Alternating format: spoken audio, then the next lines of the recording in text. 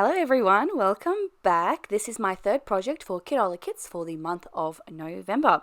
And I'm doing another 12 by 12 layout using that stripy foiled paper that we got in this kit. The foiled papers were arguably my favorite that we got in this kit, but I also love that floral paper that I used last week in my project as well. But anyway, I'm going to do this vertical style layout where I really took inspiration from the paper, directly from the fact that they were so vertical, and I wanted them to be vertical because I wanted to put these two photos of my little paparoo in that little area as well. So I cut out these little flower bulby things, and I just added them to like a bit of a textured border, and I'm going to stick them down. But first, I thought I'm going to do my mixed media splattering before I start my layout, because then I don't have to worry about getting it on the photo. And so I just added some little blue splatters to the layout and let that dry. And now I'm going to go in and I'm going to start gluing everything down. This layout is very special to me because it was photos that I took of my little doggy do, and I took it at a time when we weren't sure if she was going to have to be put down. She's got diabetes, and she's had diabetes, and she's on treatment for a few months now. But she also then almost overnight went blind, and it was really scary, and we didn't know if they were going to be able to fix it, or if she was going to have, it was like signs of a bigger issue that was wrong. And so we went to the vet and they couldn't give us answers, and so we referred to a specialist. And these photos were taken between those two appointments, and it was just like a hard time, and I was just like so worried about her, and we were so upset and everything. We couldn't come to terms with the fact that we might lose her because she's only 8 years old. But luckily, after I took these photos, after I did this layout, well, before I did this layout, we had that vet appointment, the specialist appointment, and they can fix it. It's a pretty straightforward surgery. She's otherwise doing well, and so was so grateful for that we could take these photos. But she's been really scared, and she's really confused, and she doesn't know what's going on, and she keeps running into things, and it's just so awful to watch. And so she's been spending a lot of time by my side.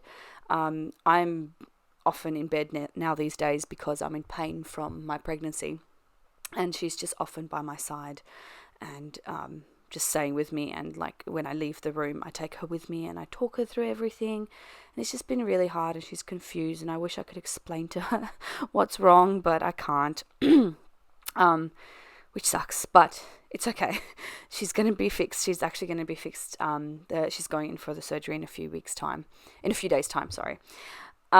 Anyway, moving back to the layout, I'm going to prop up these photos on foam because I felt like they needed to stand out. They were important to me, and they needed to stand out. So I'm going to put those up. I'm going to stagger them like so, and I'm going to use my T-square ruler just to make sure that they line up nicely and that they're not a bit wonky, because with a layout like this, which is very vertical and very blocky, it'll be very obvious if one of those photos was at a bit of an angle. So once those photos are down, I'm just checking to see if I'm happy with that. Oh, I am moving this one over ever so slightly because it was just not sticking out quite enough for me. And then I'm going to start embellishing. So I had that blue tag, but I decided to use this yellow tag instead because I wanted to bring a bit more yellow into this layer, because there's just like the one strip of yellow there. And so I'm just cutting that up so I can tuck it behind my photo there.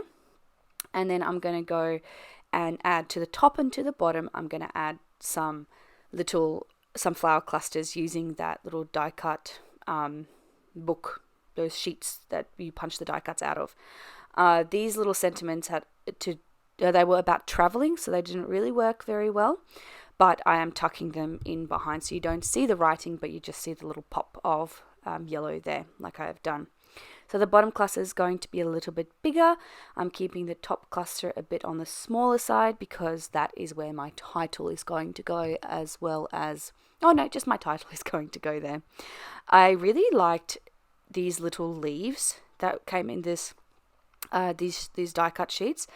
They just were just the perfect size and just complemented the flower clusters that I made very well. So I was very happy that I got to play with these leaves this week. Like I said in like a previous video, this kit is just amazing. I opened it up and I just fell in love. It's possibly one of my favorite kits we've had this year. It's just, the colors are so pretty. That foiled paper is just so shiny. And yeah, Steph just did an amazing job curating everything in this kit.